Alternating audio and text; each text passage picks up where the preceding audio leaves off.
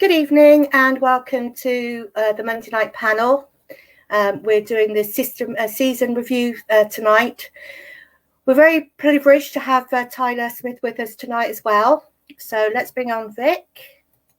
Hiya, Vic. Chris, very good evening to you. Hope you're well. Sunny shining in Devon, I can tell you. It's just about to rain as well, so a real mixture. Yeah, it's probably the best part of the day actually here today. It's lovely and sunny, so it's good. Nice. So let's bring Tyler on. Hi, Tyler. Hiya, you all right?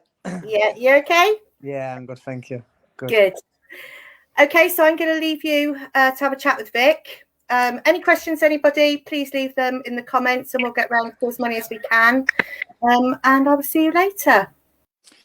Chris, thanks very much indeed. And well, just to say a little bit later, we'll be having Mark Merriman, who's a Town fan and season ticket holder, with us on the panel. Anna Tursley, co-founder of the 69er magazine, The Fanzine, and also a Town fan, of course. Andrew Hawes will be joining us, who's taken us through the season as the BBC World's match commentator and an author of Swindon Town books. Former Town player Matt Hayward and Rich Pullen, founder of the Loathed Stranger podcast, and of course, who was the person who organised that very successful Loathed Stranger Shield at the County Ground last Sunday. Tyler, thank you very much indeed for joining us. Very good evening to you. Good evening. How are you? You okay? Very well. Let's just get the logistics done. You're back home in Sheffield now, I guess. I am, yeah. Sunny Sheffield. Season's done. I'm going to start with the positives. A win yesterday and you're reaching double figures. How did that feel? Good day yesterday. A win and a personal note to get double figures. That was my target for this season, to reach double figures, and I managed to reach that. So overall, a very good day. Yeah, I saw the delight when you scored that goal. So it clearly means a lot to you. Yeah, of course. Like I said, I love playing football and I love scoring goals. And no matter where I am, I'll always give my 100% effort. And like I said, scoring a goal to me means a lot. So yeah, that's why I celebrate really well. Yeah, obviously as a fan, it's not been great for you as a Sheffield United supporter, is it? And obviously as a player, yeah. It's like I say, it's not being the best season on that front. Like it's a Sheffield United relegated, Swindon relegated. It's been a tough season, but like I said, on a personal note, yesterday was a good one for me to reach double figures. Well, already we got a couple of comments coming in. This from Andy. Tyler, I'd love to see you here next season. Any chance? We'll get to that later. And from Paul, how do you fancy a season in League Two? I wonder what he's hinting at there. But let's go back to the beginning then. The season started brightly, didn't it? Great win on the opening day against Rochdale. Things looked pretty good. How was the squad feeling at that point? It was buzzing. We thought, you know what, we've got a chance. We're looking around the squad. We're thinking, yeah, we've actually got a good chance to push for promotion in the playoffs. Everyone was buzzing. The feeling around the place was very high, and was all backing ourselves to go and produce a good season and shock quite a few people. And then many things changed after that. Obviously, the manager changing, a big change. How did you see that when that was announced? It was a massive change.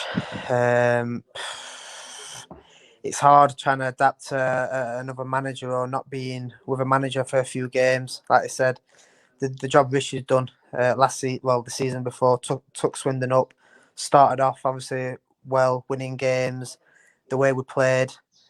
The moment that he'd left, people was like, right, where do we kind of go from here? Obviously, as professionals, we've got to try and do a job and perform. But us being used to Richie and the way we play and everything else in the formation, it's a big loss, because everything you've done for the last year and a half, 2 years, kind of goes out the window. You've got to try and adapt, win games. New manager comes in, you've got to try and perform, and everyone's got to try and be happy and around the training ground. Got to perform well, and we just couldn't do it. Well, there's a question from Ben. What was it like playing under John Sheridan? And I guess that's the question we all want to know, really, because if I might take you back to January, the rumour was that John Sheridan was shipping you back to Sheffield United. Sheffield United didn't want you to come back. They wanted you to stay at Swindon for the season. You're the ball in the middle of all this. Take us through it personally. What's going on for you? You're right. So I had a spoke with John Sheridan around Christmas, and he just said, "You're not going to be in my plans." He wants a lonely striker up front, and he can't fit me in there. He said he likes me as a player, rated me as a player, but him going forward, he wanted a one up front, and that wasn't me. So I thought, right, I can't. I'm not going to stay here because me being me, I want to play football and score goals. So spoke to Sheffield United, and they wanted me to stay and stick it out, regardless of what John Sheridan had said to me. So it was tough, like being 3 hours away from home, hearing that kind of news that I'm not really wanted as such. I'm not really going to play. It was difficult, but with Sheffield United not budging and not letting me go elsewhere, there was nothing I could really do other than hang tight and hope I will get some minutes here and there. So I was just training every day, working hard and just waiting for some kind of minutes. And I didn't really expect to play at all. I just thought I was going to be like a training player, to be honest. As weird as that is, and I scored 7 goals by that point. So I was I was a leading goal scorer at this moment in time, and it was a bit mad because I couldn't understand why. Like I tried my best. I give 100%. Like I'm the leading goal scorer. I just couldn't understand why I couldn't get into Swindon's side. So yeah, like I said, it was tough. But me being me, I keep fighting. I'll always fight. I can't get knocked down. I'll always come back stronger. And towards the end of the season, I've managed to get a few goals and get me to double figures, which is a massive achievement for me to get double figures. Yeah, sure. This from Andy, criminally underused, ridiculous. And I think, to be fair, one of the 2 games that we could see at Charlton at home, it seemed to me, and you might change, you might say this is wrong, but it seemed to me the service wasn't coming and you were expected to make something out of absolutely nothing. Is that fair? Yes, no, you're bang on. At times, when I've been playing, the service hasn't been great at all, and it's easy to look to the forward and say, "Oh, you've not done this, you've not scored in this amount of games, or you're not doing this." But strikers need service. We need balls in the box. We need balls slid down the side of centre halves to then try and score. Now, if I were missing chances week in, week out, I can hold my hands up and say, fair enough, I've had chances that I've not taken. But when you get nothing, like sometimes I go like not even a shot on goal at all game. And it's like, I can only do so much. If I'm not getting no chances, no shots on goal, I can't really do anything. But people are soon quick to point out the strikers, you've not scored, off, not scored, you're getting dropped for the next game. And football's fickle like that. It's so things change so quick, and it's been a thing this season with Swindon that just not created enough chances. Just not created enough chances for the forwards.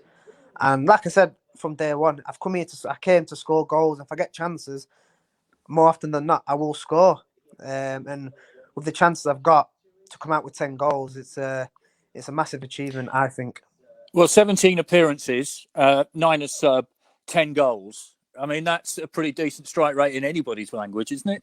Yeah, exactly. Can't really complain at that. And it don't come easy. I've had to work hard on, like I said, when I got told I'm not wanted, still stuck around. Could have like not been bothered, could have just chucked it in, could have just walked around and not really being bothered. But that's not me. I'll always train hard, play hard, and that's what I've always done. And like I said, coming with the back end of the season with a few goals, so can't really moan at that.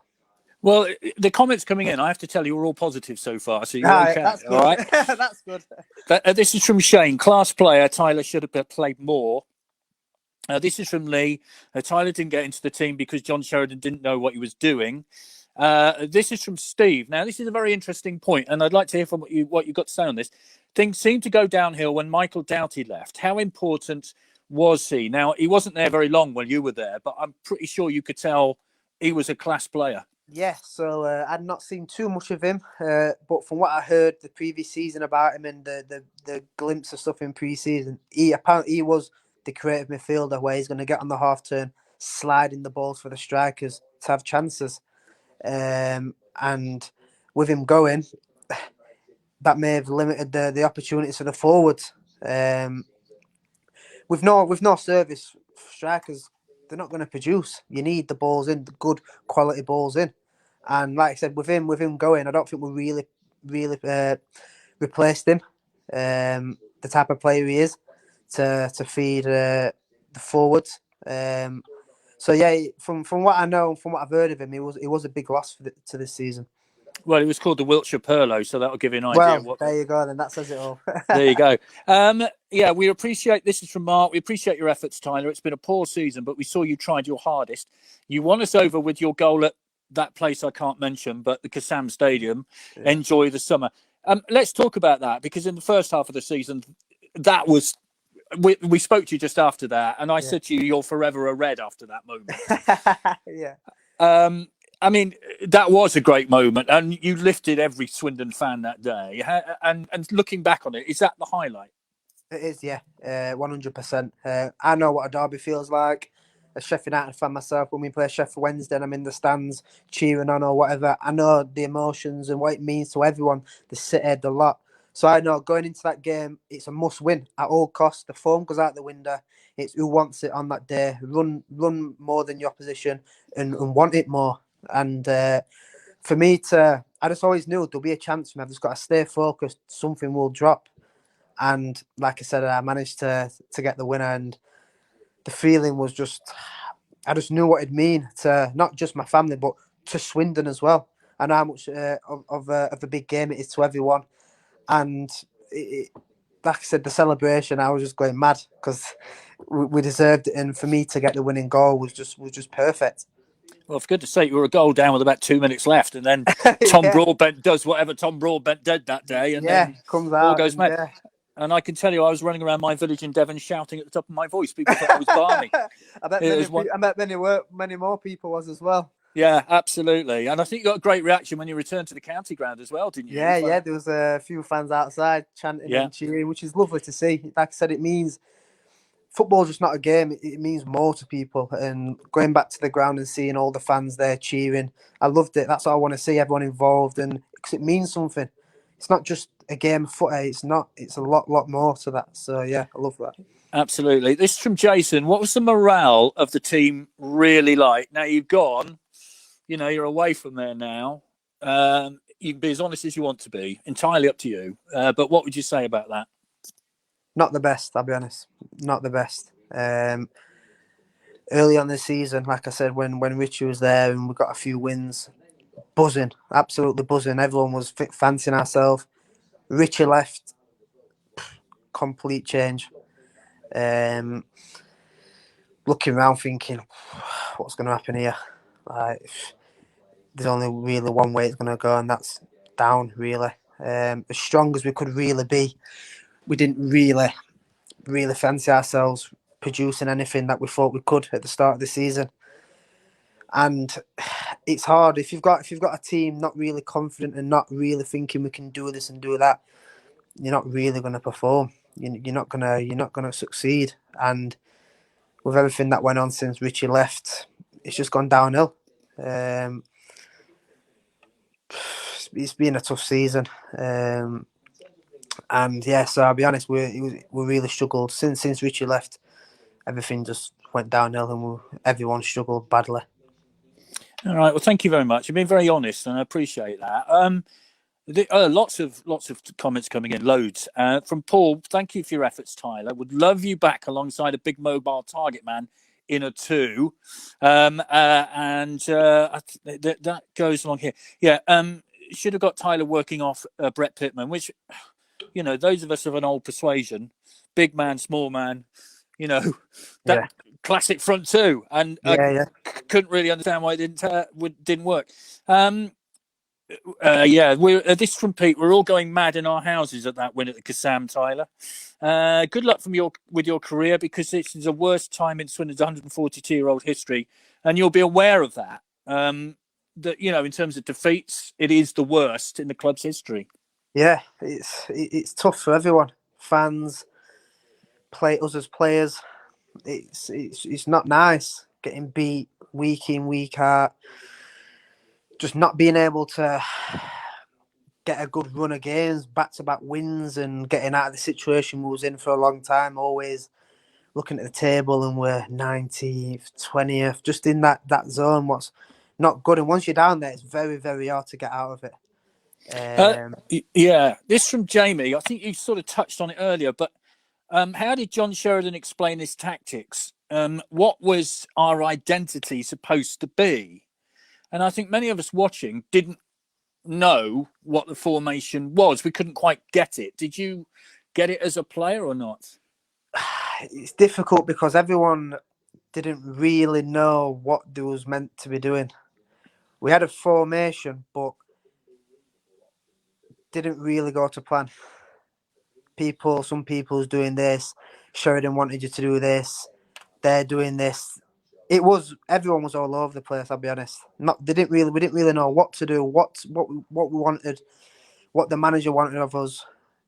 We were just going off the cuff, and you can't do that. You can't just go out and do what you want to do as such. You need to stick. You need to have a plan and how to win games and what to do.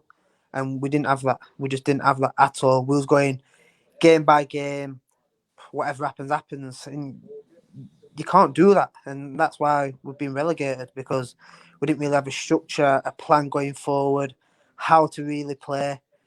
We were just sometimes it felt like just at the park with your friends and just having a kick about and hoping to get a few goals and not concede. That's what it felt like at times. There weren't a real desire and structure about what we was going to go and do. And League One, these big teams, you've got to go and compete, but knowing we're going to play this way, if it's play out from the back or go long, we didn't have any of that. It was sometimes go long, sometimes do this, sometimes do that. And you can't do it. You end up just getting hammered. And that's what really happened. Yeah, well, that's fair enough. This is from Martin, very honest of Tyler, to admit low morale. Thank you very much indeed for that. This is from Lee. Glad you're being honest. It's just what us fans thought. Right, there's more questions about your next move, which we'll get to in a minute. This from Steve, slightly tongue-in-cheek. Saddened by Wednesday going down? Oh, love it. Absolutely love it. But all joking apart, for the City of Sheffield, that's the first time I think both clubs have gone down in the same season. Yeah, which is not great. For the City, it's not been good, but them going down, buzzing. Okay, fair enough. All right. Well, we thought you might answer with that. This from Martin, it's the same as a certain other team getting into the playoffs at the end of the season. You'll understand what I mean by that, won't you, really? Which is a bit annoying for us. This from Martin. Tyler's summing up exactly what went wrong with this season. From Dan, refreshingly honest. Fair play to Tyler. Loads of it. From Jason, did you really get a touch at the Kassam? Editor's note, of course he did. 100%. And you're not going to say different, are you? That's fair enough. Of course not. No. Right, loads of them coming in. We're going to finish with you in a minute because we'll let you go off and enjoy your sort of 2 or 3 week break in sunny Barnsley because you ain't going anywhere else. Right, lots of questions about next season. Now, it clearly is up to Sheffield United. I think you're under contract for another year there, is that right? Yes, that's right. So it clearly is. Not only have Swindon changed managers, it seems, every week, but so have Sheffield United. There's no change in that at all at the moment. They haven't appointed a new manager. But, of course, until a new manager comes in, you don't know where you fit in the whole structure, do you?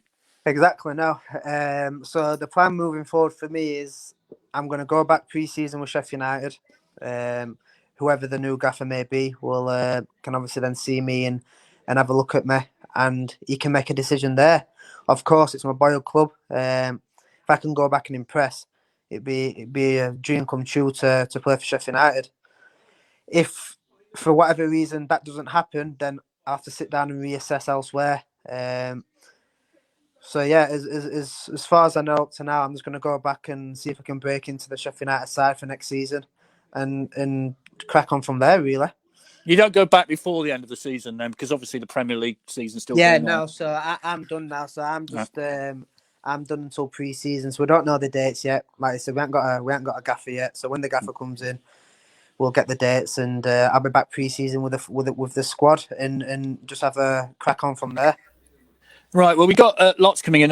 Tyler will bang goals in easily in League 1 and 2. This is from Shane. If Richie Wellens, this is from Becky, Richie Wellens came back, would you? I mean, if Swindon were to come in next season and say to you, look, it is League 2, and Sheffield United might not fancy you in League 2, it's as simple as that, isn't it? So what happens if Swindon come in and say, we'd like you back for another season? Whose decision is it? Is it Sheffield United or is it yours? It's mine. It's mine. Sheffield United. If Sheffield United are happy for me to go elsewhere, it's mine. If Sheffield United are saying no, he's not going anywhere, to me that means because I'm involved with Sheffield United next season. But if they turn around to me and say, you're not in our plans, you're free to go, it's all on me. I decide where I want to go and what I want to do. So the $1 million question, would you? Who knows? Who knows? I can't say yes and I can't say no. Football changes every single day. Like I said, Swindon's not got a gaffer yet, and like I said, no one knows really what's going to happen. But never say never. That's what I can say. Never say never. Well, I can tell you, many would like you back. It's that simple. Listen, I loved it. I loved it. The club, the fans. Obviously, it's a pity the fans wasn't actually in the ground, but on social media, I loved it all. It was just a shame that I didn't feature more because I've been ready for a long time. I've been ready to play for a long, long time, just not being given the opportunity and the chance to play. I wanted to get 40 games this season, and I've not even managed to offer that. Do you know what I mean? And that's not to me. That's not down to me. Like I've been ready, and it's just not worked out like that. So I just wish I could have give the fans a lot more of what I could do, and I've give enough of with the games I've done to get the double figures that I have. But like I said, I'd have loved to have played a lot more games. I've been ready, so it's not down to anything else. I've been ready to play majority of the season, and for reasons I wasn't in favour. But when I have come in, I hope I've impressed the fans because I'll always give 100% wherever I'll go. From Stuart, great honesty from Tyler. From Sean, spoke to Tyler after the Ipswich game. Thanks for talking to the young fans. From Derek, many thanks for your honesty and efforts. Good luck with your career going forward. And from Kay, good luck for your future, Tyler. So I think from Swindon fans, whatever the next season brings for you, we wish you all the very best. And thank you. And, 10 goals, 17 plus 9 substitute appearances says it all, really. So we wish you all the very best wherever you might end up next season. Yes, same to you. I wish Swindon all the best, and I'll always be looking out for Swindon because, like I said, it's done a big part in my development so far. Got some games under my belt and some goals, and that's what I came to do. So yeah, I wish everyone at Swindon all the best, and hopefully can bounce back within one season. From Malcolm, thanks for that goal. It made my season. Good luck, Tyler. All the best. Yes, and thank you, Chris. There we are. All you can ask for is honesty from a footballer, and I think we've had that tonight. So, Tyler, thank you very much. Thank you very much, Tyler. Thank you, and I'll see you in about 3.5 hours. Okay. Yep, no problem. I'm waiting for you. Thanks, Tyler.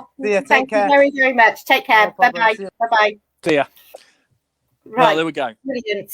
Yes, Absolutely what brilliant. a very honest interview from Tyler Smith. And I think he kind of confirmed everything we wanted to know about why he wasn't playing for Swindon Town. And many of us will be a little surprised that he wasn't, quite frankly. Exactly. And I'm glad that you didn't ask him the question about hope Sheridan doesn't get the manager's job at Sheffield United. We don't want to go out on a low like that.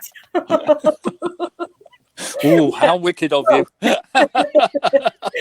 Okay, so let's move on. We could have talked to him all night. So that's the problem. Okay, let's bring everybody on. So we've got Mark. Hello. We've got Andrew. Hiya. And if I can get my pointer, we've got Anna. We have got Anna. Anna, there we go. We've got Rich.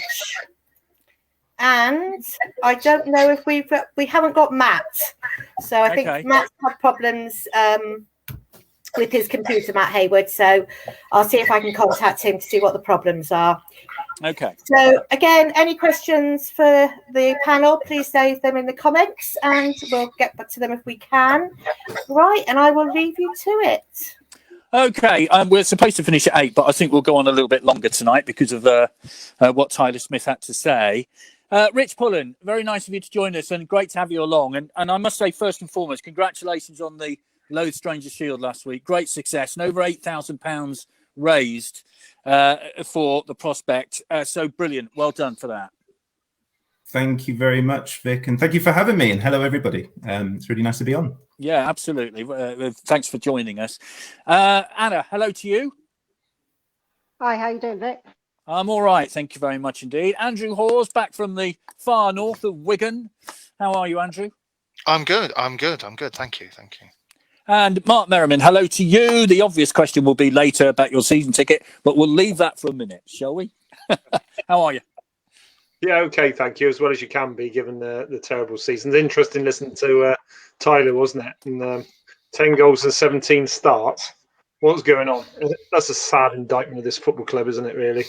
He's a good lad, I thought. Came across well. Yeah, all you could ask for is honesty. He gave it an honest answer to that. Andrew, in your dealings with him, I mean, it must have been a very depressing time. You know, around about January, he's told he's not wanted, doesn't get a kick. And you know, as a footballer, you want to play football. So what were your thoughts on that? Yeah, I think well, we didn't really sort of speak to him for 3 months because you know how it works. You tend to speak to the players who are in the team. But yeah, the first time we sort of spoke to him when he came back, I think you have to say the sort of that internal strength and kind of his positive nature sort of really came through despite everything that we knew had gone on with Sheffield United and Swindon, because, you know, John Sheridan said in public he didn't want him and then he gets bounced back and so forth. And I'm sure he's learned a lot from the loan spell, but most of what he's learned is probably about football politics and the less amenable side of the game rather than actually playing and developing, which is a great shame. But yeah, all my dealings with him are exactly what you saw there, and only I think he felt freer to perhaps give you an extra 5%, Vic, of what he felt and what he thought. But I have to say that sort of confirms the kind of instincts and impression we've got, because when we've sort of spoken to players for the last couple of months, I suppose on the sort of Zoom calls pre-match, we kind of almost have an internal joke. It's like, which hostage is it this week? They look that fed up to be kind of stuck in front of the camera, really. So you could kind of tell morale was pretty bad, much as they have to, you know, try and put on a professional tone to a degree. But I guess Tyler, with a bit of freedom, as you say, kind of lifted the lid on how our instincts all told us it was. Anna, what did you think of that? I mean, it did confirm pretty much what we all thought. I mean, I always remember that game against Charlton when he looked frustrated. He was sort of throwing his head up at the service he was getting, and then he's not in the team. What did you think about that? Yeah, I mean, out of all the loanees, he was, as well as Matt Smith, I suppose, obviously who didn't stay the whole season, but he was the one for me that stood out in terms of his contribution in front of goal, and to score that many goals from a small number of relatively small number of appearances is obviously, you know, a good return. So you've got to feel sorry for him, being told that he is not wanted by Swindon, and actually Sheffield United don't want him back either. You know, he's a young lad trying to find his way, and it's a damning indictment of the Sheridan era, I think, being told you're not part of my plans, and he's thinking, okay, I'm going to play one up front. And Tyler Smith probably isn't a one up front man, but neither is Brett Pittman, to be honest. So it's no surprise any of what he said. He probably was a bit freer with his words than he might have been if he'd been, you know, still looking for a contract down here, and that's fair enough. But yeah, I think there's no chance he'll come back to us next season. He must be looking for something, you know, degree higher than League Two. But wish him all the best, really. I think his contribution was a good one. Yeah, let's hope his career does well. Rich, that's pretty fair, isn't it? And, you know, if you're Sheffield United looking to develop a player, you don't want to send him back to League Two after he's had a season in League One, really. Yeah, it depends really on what interest is out there for him, because I don't think his Bristol Rovers loan spell before was as as successful as he would have liked it to be. So now he's had the Swindon one, which isn't his fault. When we look back at this season, Tyler Smith not playing enough football but still scoring goals is something that we're going to look back on and probably regret. So, I don't expect him to be playing League Two, but at the same time, it wouldn't, shock me if he finds himself at a League Two club next year if he needs to. But we'll see. I mean, there's plenty of teams in League One that would probably more than fancy him.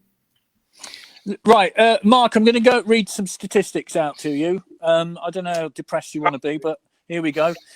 Played 46, won 30, it says here. Drawn 4, lost 29.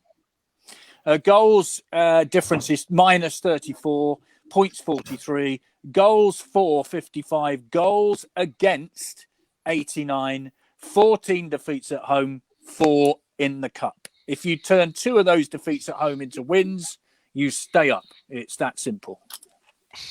Or won 2 of Burton, Rochdale and Wimbledon away. You finish on 49 points. The word is pathetic.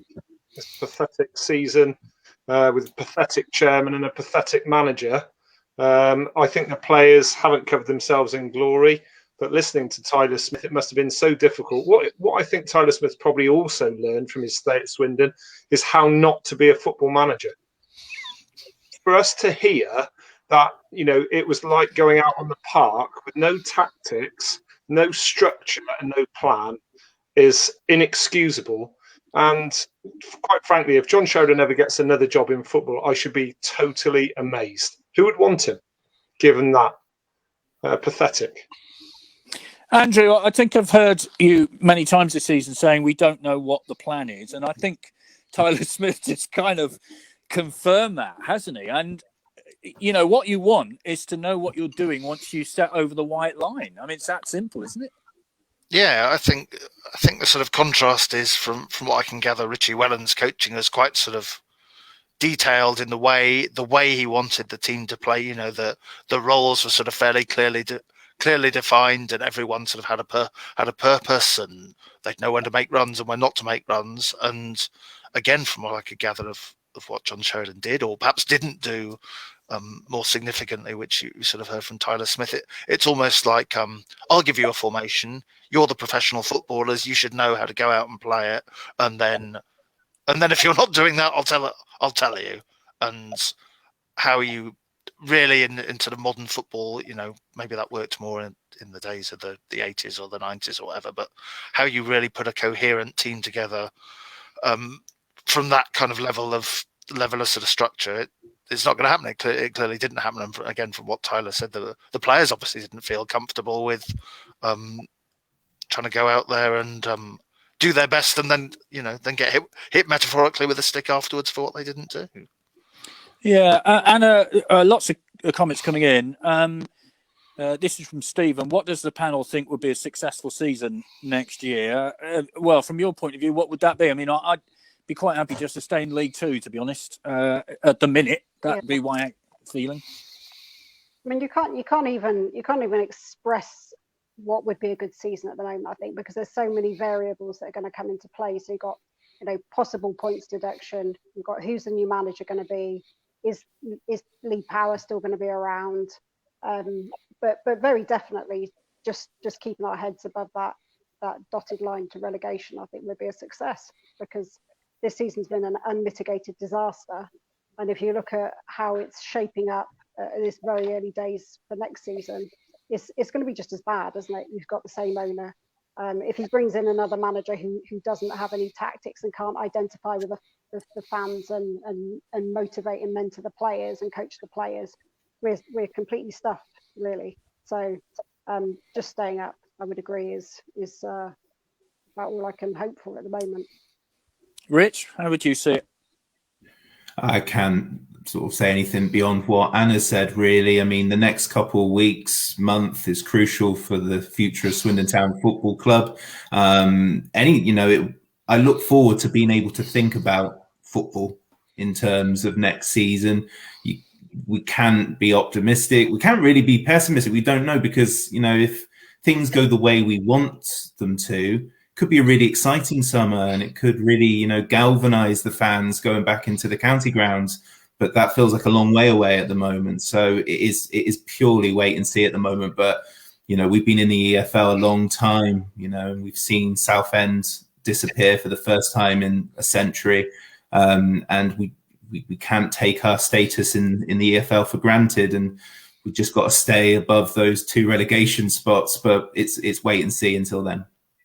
Yeah, Mark, this is from Malcolm. Which players would you want to keep, build a team around next season? Well, okay, if you have Tyler Smith, he'd be the one I'd go, okay, keep him. Lee Camp, if we could. Lee Camp, obviously, has done all right, hasn't he? Behind a defence which has changed every 5 minutes, it seems to me. But Scott Twine, we don't know what's going to happen with him. So what would your thoughts be on that? Again, going back to what we've already discussed before, we have no owner yet. We have no manager. We have no pre-season schedule. We have no season tickets. We have nothing right at this moment. So what are your thoughts on that? Doesn't sound great, does it, Vic, given what you just said? I think my thoughts are, in keeping with what everybody else on the panel has said, really, in terms of the owner. I can't understand what else Lee Power stands to gain from continuing to be the owner of Swindon Town, really, given the situation that we're in. In terms of the players that we keep, very, very few. And most of them are out of contract anyway, aren't they? I believe there's 5 or 6 defenders plus Jordan Lydon, and that's probably about it, really.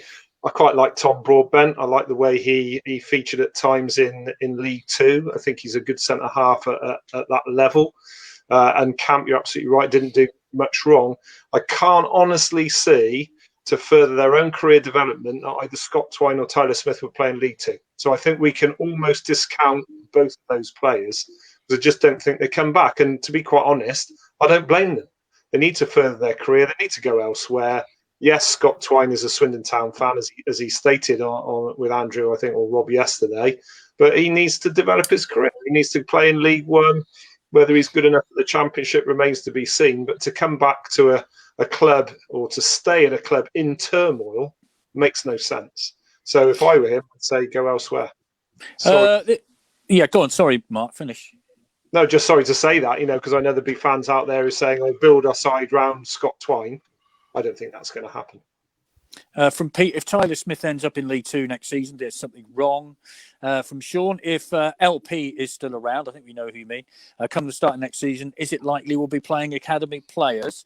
From Luke, is it one thing the supporters and media not knowing the plan, but when the players come out and say it? What about that, Andrew? I mean, it is fair enough. And I sat, in front of my laptop stroke television combination many times this season thinking, what on earth's going on?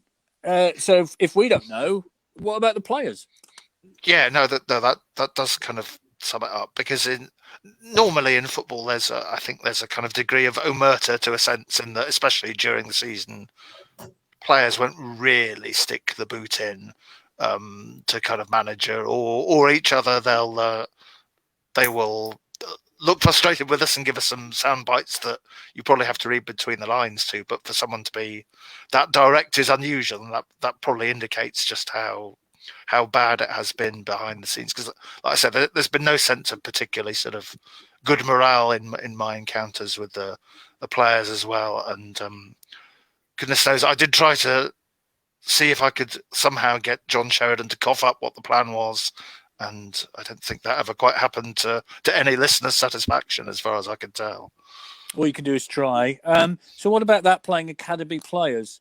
Oh, goodness. I know there's always this great thing about playing the youngsters, but there is a big step up, isn't there, Andrew, between, boys football, as it were, and men's football. And we spoke to this about Matt Haywood last week, and there is a big gulf. You can't suddenly just have a team of young players, can you? Exactly. If you've got one or two promising ones, you can kind of integrate them in. But normally, I think they tend to need the help of experienced old heads around them, or more experienced players who will possibly guide them through the game, but certainly sort of give them that bit of nous and maybe physical protection. You can't just really throw in 5 or 6 and expect them all to be able to sync. I mean, you look at Scott Twine. It's taken long enough for him to develop into the player he's become, and he's kind of partly done that by going to Newport and being part of a good experienced side that, well, if we remember Newport from last season, who were certainly up for a bit of physicality. So, so I think at sort of League Two level, at any level, though, you can, like I say, you can throw in one or two, but wholesale rivals. And I'm not too sure about the kind of status of the sort of prospects and the quality of the youth team and who's in line for a professional contract. I mean, for the record, the only one Tommy Wright was really talking about at the end of the season was Harry Parsons. So. This is from Shaw. Mark Cooper didn't have a plan B, but at least he had a plan A. This is from Derek Elston, I think. What makes Anna think there'll even be a next season with the lack of anything coming out of the club? And I think, Anna, that's, they've just finished bottom of the Fan Connection League. I mean, how much worse can it possibly be? What I'd really like to see is every single Swindon Town fan out there ask themselves now what their form of protest is going to be, because we've just come out at the end of this season. But if we're going forward and with no manager, no clear vision of anything, let alone talking about academy products coming through over time, I'd like to. Are people going to boycott season tickets? Are they going to wear orange hats, which has happened in the past? Are they going to stand outside the ground and voice their protest? I'd like every single Swindon Town fan to ask themselves that, because that's what it's going to take to change us from a club which has no hope, no vision, no way of going forward, to a club which engages with the fans and the community and actually means something to the players and those involved in it. Because at the moment it doesn't. So that's the challenge I want to put out there to people. What is your form of protest going to be? Oh, good point. And about mine. Sorry, go on. Yeah, no, I think you were going to sit in the car park, weren't you? Well, maybe I will. I mean, yeah. I don't want to. I don't want to be someone who's the thought of not going to games, home games. Listening to hopefully the roar of the crowd as goals go in.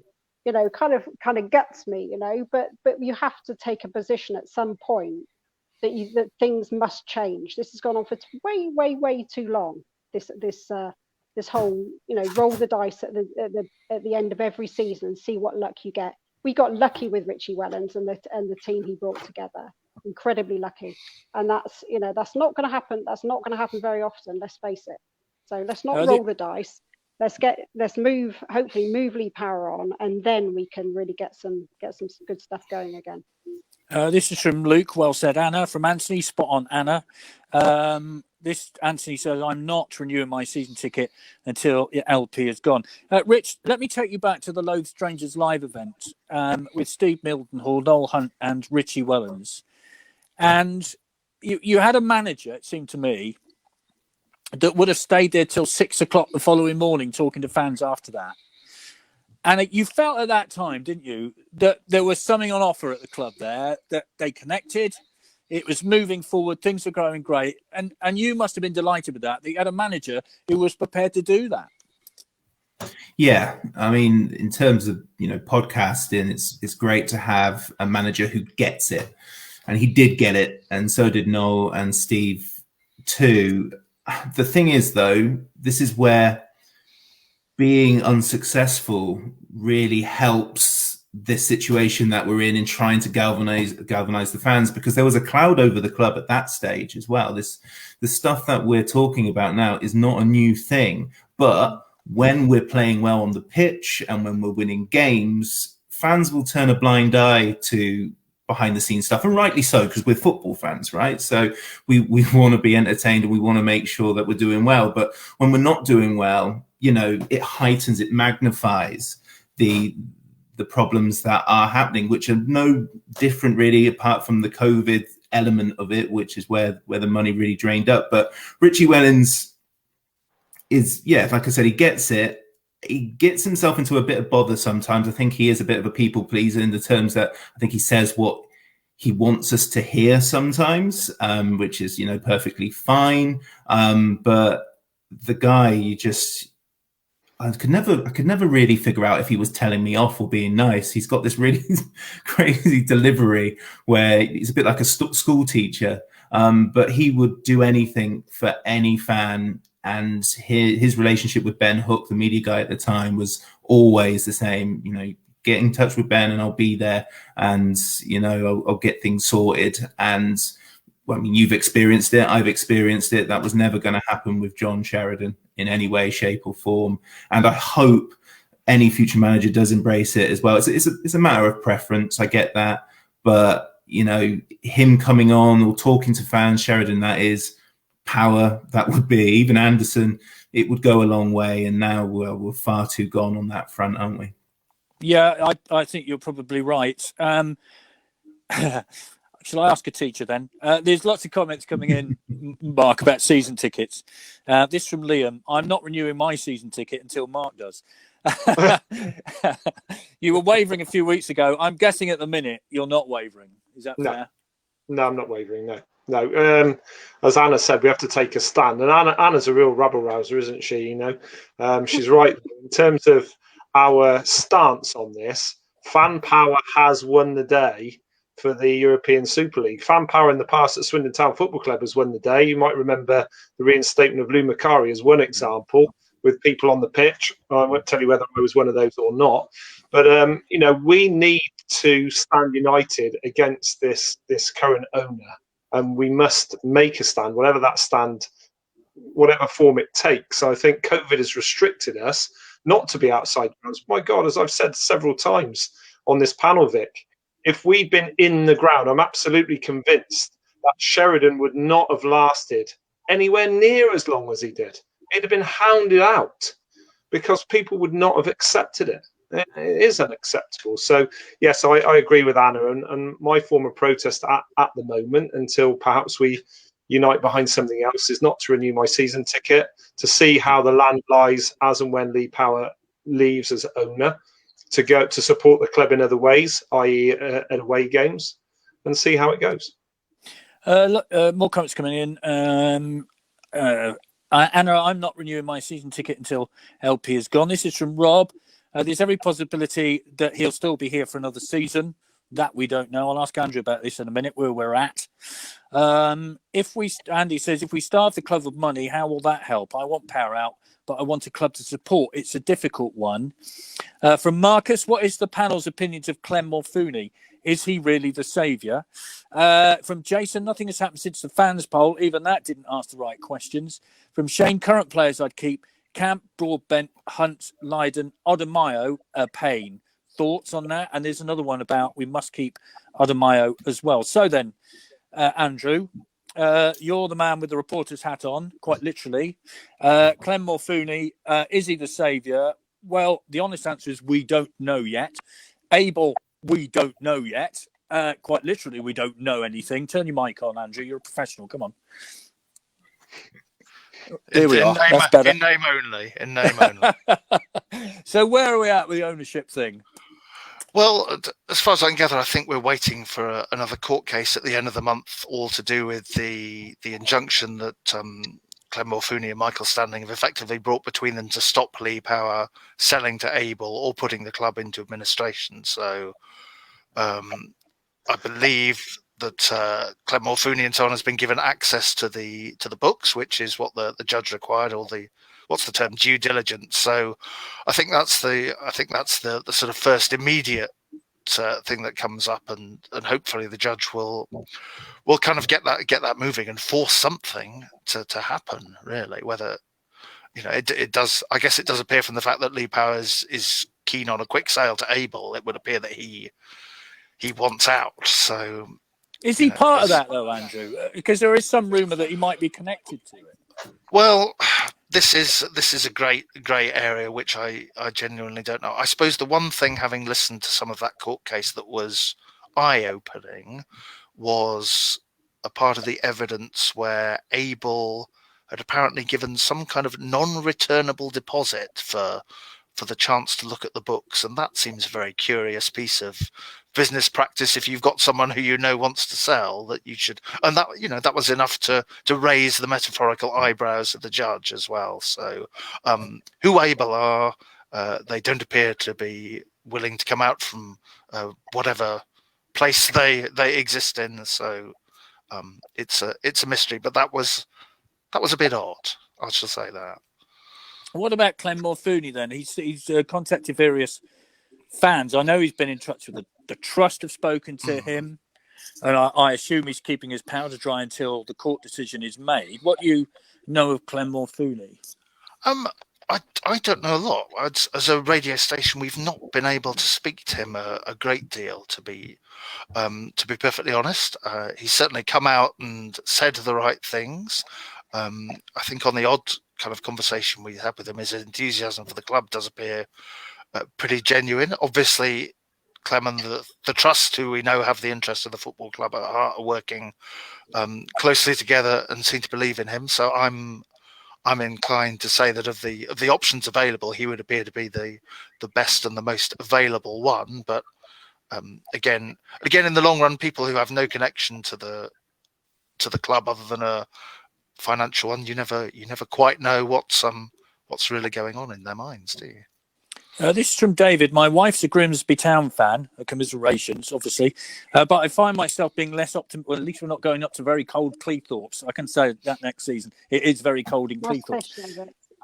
Sorry, nice fish though. Well, yeah, it's a nice place to go for chips. Yes, absolutely. But I find myself being less optimistic than her. Grimsby have just had a change of ownership and are positively looking forward to next season already. So, Anna, how about that? We know Cleethorpes is cold. It's darn cold. But they are looking optimistically to next season. Wouldn't it be lovely in 3 weeks' time we were looking optimistically to next season? Something has happened, you know? Yeah, I mean, there was a statement, wasn't there, that the new Grimsby owners put out about being, you know, the club is there for the fans and the community, which very clearly at the moment this Swindon town is not. But just going back to the whole ownership thing, you know, we have come to the point now where we need to get out the frying pan. If it's into another fire, who knows? I'm definitely not keen on the Able route because of the possible links still to power that have been referred to, but clearly we need to move on. If we could have an ounce of optimism from somewhere, then as Rich I think said earlier, you know, it would just be nice to be able to focus on the football. You know, who are we going to sign? What sort of football are we going to play? What style of attack are we going to make? Are we going to finally have two up front? That sort of thing. That's what I really like to move on to. And the other point I wanted to make, somebody put in a chat earlier about, you know, how is boycotting going to help the club financially? Well, clearly it's not, and that is a dilemma. So when I said, you know, every fan should choose their form of protest, I'm not suggesting that everyone boycotts, by the way, because that's a really tough decision to make. But just think about how you act and how you want to demand change. Because clearly we all need it. So whatever form it takes, I'm kind of happy to not go lucky dip, but we need to move on. So let's do that. Let's do it quickly. I can't see that Power really wants to stay. He's clearly angling to go out. And I think didn't the judge say we were 2.8 million in debt and trading us in practically as insolvent, which maybe a lot of clubs are. But I can't see that Lee Power wants to hang around to see more of that, because that's clearly the way it's going, isn't it? So let's move him on. David says, who's married to the Grimsby fan, my wife says it's not always that cold. Well, it has been on the occasions I've been there, I can tell you. I beg to differ, yeah. Yes. Rich, where are you at with this ownership thing? I mean, it is ridiculously confusing, and all we want to know, really, is what happens next, and quickly, because, as I said before, pre-season, before you blink an eyelid, will be here, won't it? We need to know quickly. Yeah, and I think we will in some way. The problem with protest at the moment is the owner is not listening. If you turn up at the county ground and protest, it's like shouting at a brick wall. So that is a problem. You know, he has switched off all communications, it would appear.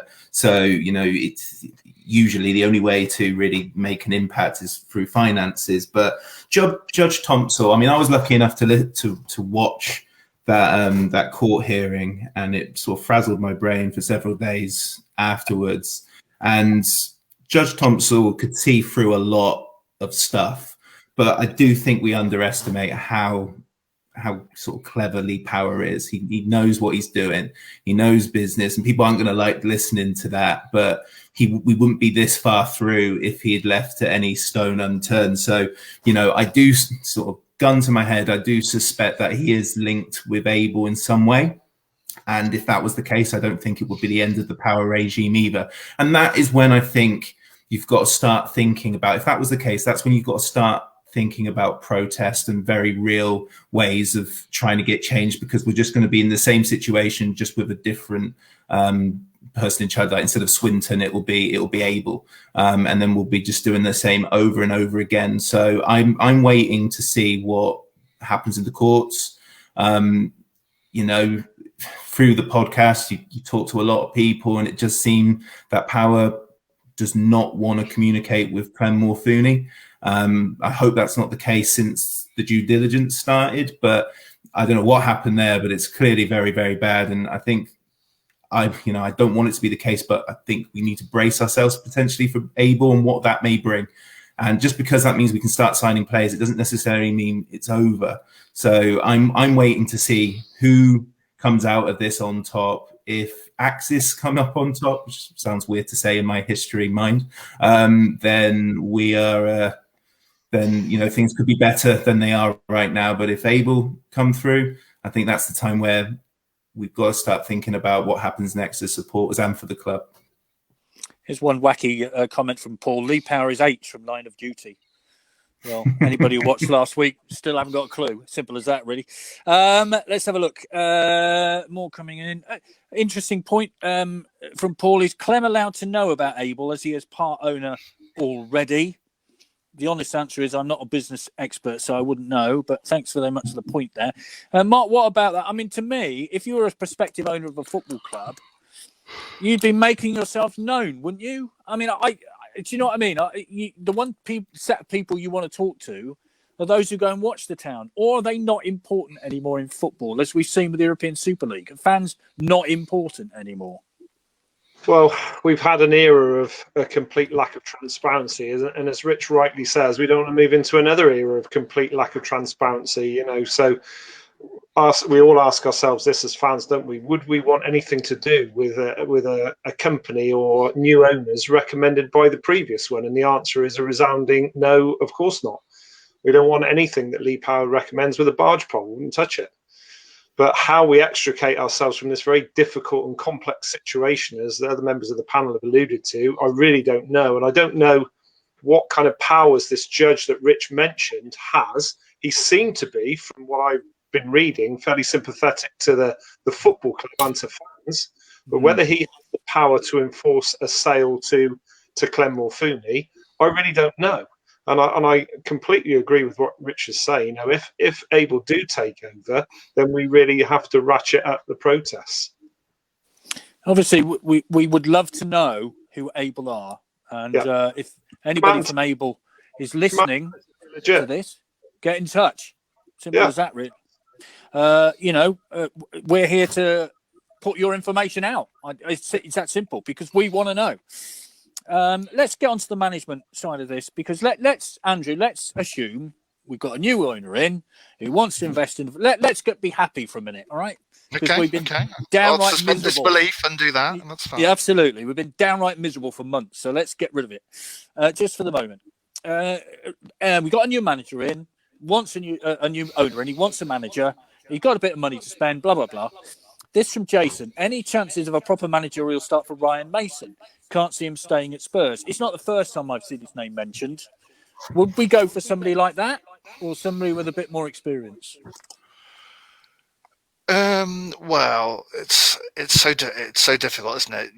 I guess at least Ryan Mason does have a bit of managerial experience now. But I suppose you look at what Southend did. Was they went down the route of a promising manager, Mark Molesey, who'd done so well at Weymouth, getting them up 2 or 3 divisions in a row, and that didn't work. And then they brought in Phil Brown, and things managed to improve. So I think when you're sort of sitting in League Two and there's the fear of that being below that dotted line, I'm not sure it's immediately a job for a first timer to completely come in and try and build a new squad and build something in their playing image. I mean, Richie Wellens did have some experience, and luckily enough, he had experience at a basket case of a club in Oldham, so that probably stood in quite good stead in some ways. But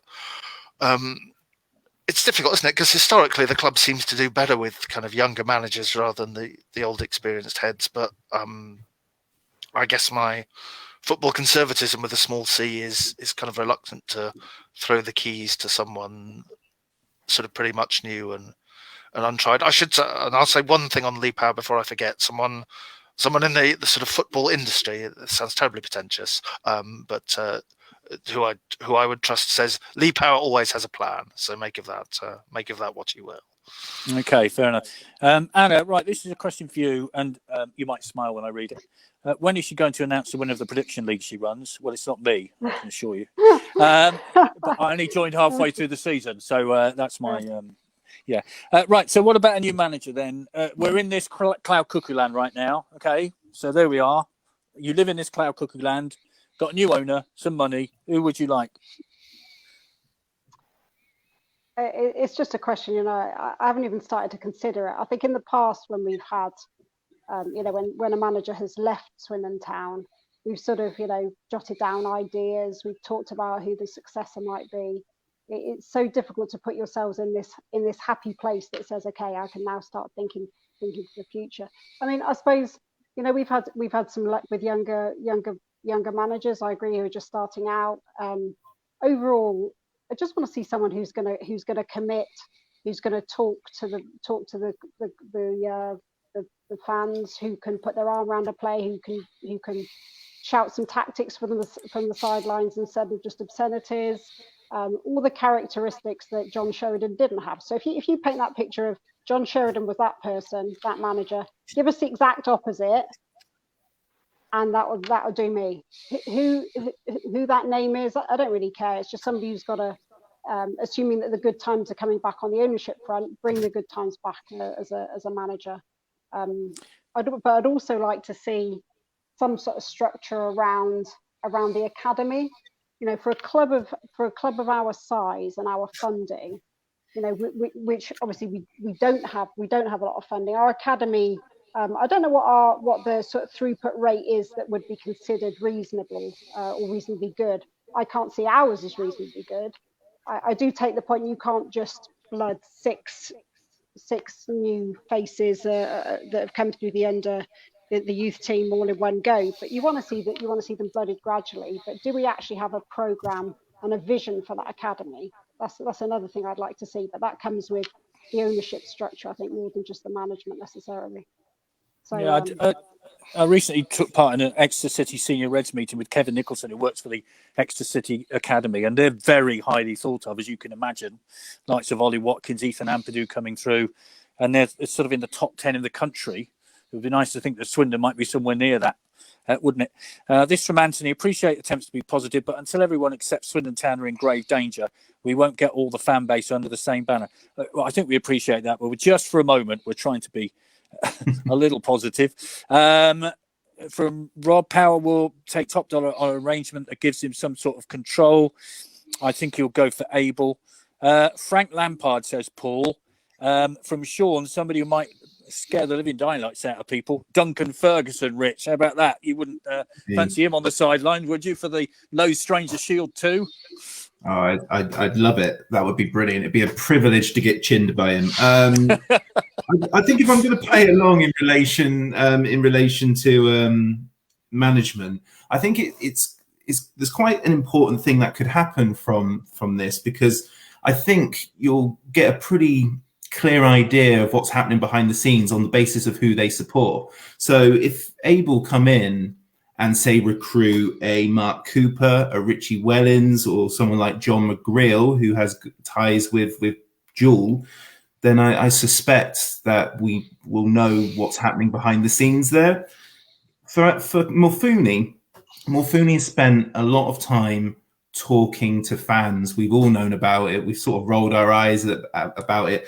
And it would be important for those fans to really educate Morfuni in the tradition of Swindon Town Football Club and what they have in, bringing the next generation of managers forward. I know it's cliched, it's not always succeeded, but I would like to see young progressive managers get their first opportunity. It's what I was raised watching Swindon do. So, I mean, I would like someone like Liam Rosinia, for example, who is a very highly thought of coach. He's probably way too good for us, but if we've got money behind us, then go for it. And of course, people will say, on the basis of his football career, but he is, if you've ever heard him talk football, on when he did punditry, he's very articulate, knows the game, and he's got brilliant reputation as a coach. But I do suspect, to entertain it, that we will have an idea of what's happening in the bigger picture based on the recruitment of the managers, especially if able to take control. His dad, of course, Leroy, was a very successful manager of Torquay United for a brief spell as well, we should remember. Mark, I'll ask you in a moment. This is from Mitchell, who disagrees with Andrew. How dare you? We don't want these old boys. It's the rookies who do well with us. Hoddle, DiCanio, Wise, Wellens. From Shane, Wellens, Mark Cooper, Matt Taylor. Matt Taylor, good shout, I would say. Sol Campbell. From Andy, Super Samuel Parkin. And if if Clem comes in, Tim Cahill. There you go. So a wide variety. Actually, I was going to say quickly, Rich, if you can just quickly say what Richie Wellens said to you last Sunday, is he coming back? You can just quickly tell us yes or no. I couldn't possibly comment on that. That stays within the county grounds. It's not as if, I think 22 people might have asked him that question last week, and they asked it to Noel as well. And bless them, they always give answers, and it's always very non-committal. I think they gave us the same treatment that Andrew gets on a weekly basis when he does the presses. They said they gave us a little bit of hope, a little thing to talk about, a little smile and a wink, but I'm not taking it too seriously. Mark, I know we are in cloud cookie land right now, but let's have a little bit of hope because at the minute we haven't got an awful lot. Luke Garrett from Boreham Wood, of course, says Luke. Hang on, is that Luke Garrard with that? Who played for us, of course. What is your view, Mark? I'll give you three names: two with a heart and one with a head. So the two names of the heart, first of all, James Milner, as somebody having come to the end of his time as a player at Liverpool, but that is very much with the heart. Matty Taylor's been mentioned, a connection, and somebody I think would go down well with the fans, and perhaps with the greatest respect to Matty, a slightly cheaper option. And then with the head, I know Steve Evans has been bandied around, hasn't he? Now, I think he's a fairly nasty sort of chap, but whether he'd do a good job getting us up out of League Two, maybe a bit controversial, but I cannot believe that you would go for Steve Evans. Cannot believe it after Sheridan to get another nasty piece of work into the county grounds. Andrew's looking forward to interviewing him next season, I can tell you. His record is good. His record of getting sides out of League Two is good. Sheridan's isn't. Sheridan hasn't got a good record at anything. There's also another Matt Taylor who's not far away from me at Exeter City he's done a decent job. Right, okay, I'm going to sort of wrap this up now. If we do this panel in 12 months' time, where do you think we're going to be, Mark? Brief answers, if you will. Blimey, that's a question, isn't it? All right, I'll be positive. I think we're going to be top half of League Two with a progressive team and a manager who's taking us places, and we're building for the future. And the following season, he'll take us up to League One. Andrew? Blimey, that is optimistic. Apart from regularly interviewing Steve Evans, which you'd look forward to, I'm sure, greatly. That would be one of my many professional challenges to embrace. Absolutely. I suspect somewhere, I hope somewhere in the lower half, but with a newer ownership that wishes to communicate more and that can slowly try and rescue the sinking oil tanker, as it were. So I think it may take a while, but I'd probably settle for that change in direction for the club and just sitting a reasonable distance away from the dotted line. Thank you. This is from Jason Ian Culverhouse, from Richard. What about Chris Ramsey? Of course, Rambo, a great player for us in the 80s. Anna, 12 months hence, where are we? I'd like to finish with a positive goal difference. Give me that in League Two, and I'm happy. Fair enough. Rich? Right slap bang mid-table until I know anything else. Yeah. I think we'd all settle for mid-table mediocrity for once, just for one season, wouldn't we? That'd be quite nice, just to know it's settled and you can build on for the season after that. That seems to me to be a reasonable assumption. Thank you all very much indeed. Mark, thank you very much for joining us throughout the course of the season. Andrew, thank you all for your work throughout the course of the season, not only with us, but of course in further afield. Anna as well, same to you. Thank you very much indeed. And Rich, not only joining us tonight, but also your work with the Loathed Stranger podcast, which I understand continues. Is that right?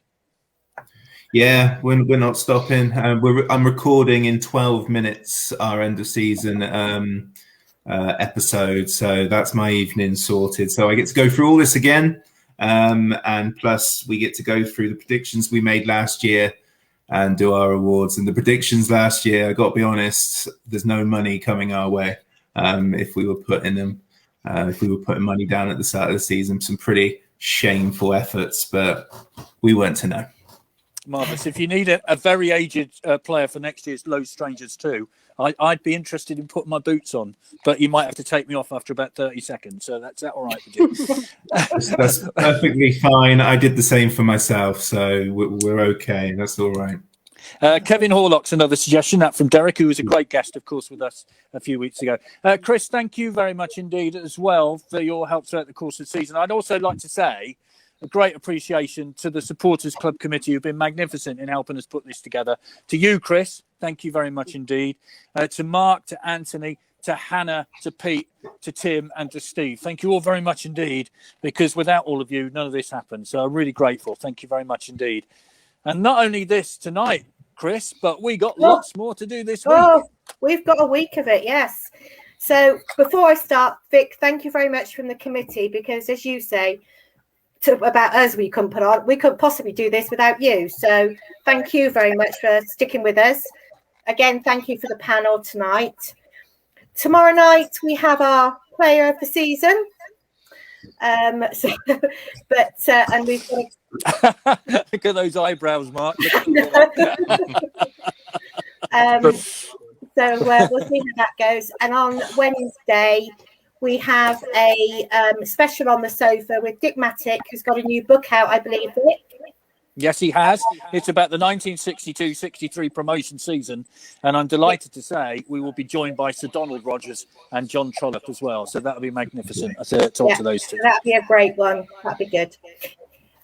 So thank you very much.